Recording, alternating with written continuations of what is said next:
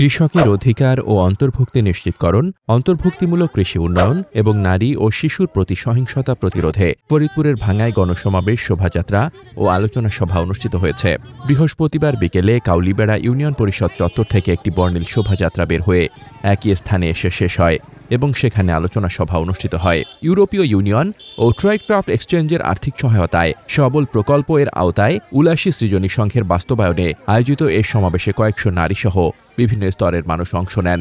ভাঙ্গা নারী সামাজিক অ্যাসোসিয়েশনের সভাপতি মাবিয়া বেগমের সভাপতিত্বে এবং জোবাইদা রহমানের সঞ্চালনায় অনুষ্ঠিত আলোচনা সভায় প্রকল্পের ফরিদপুর অঞ্চলের ফিল্ড কোঅর্ডিনেটর মোখলেসুর রহমানের সার্বিক তত্ত্বাবধানে মূল প্রবন্ধ উপস্থাপন করেন উলাসী সৃজনী সংঘের প্রোগ্রাম কোঅর্ডিনেটর জেনিফার জেনি।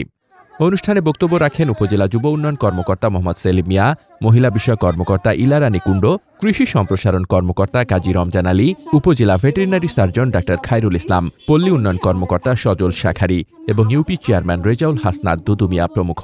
বক্তারা বলেন, কৃষকের ন্যায্য অধিকার নিশ্চিত করা এবং বাজার ব্যবস্থায় বিদ্যমান বৈষম্য দূর করা এখন সময়ের দাবি।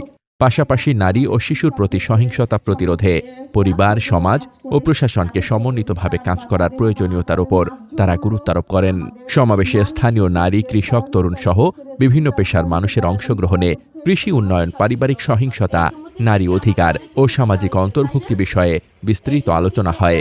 শেষে প্রায় ৩০০ অংশগ্রহণকারীর হাতে সচেতনতা উপকরণ বিতরণ করা হয়। মোহাম্মদ শামীম রেজা, দৈনিক খোলা চোখ।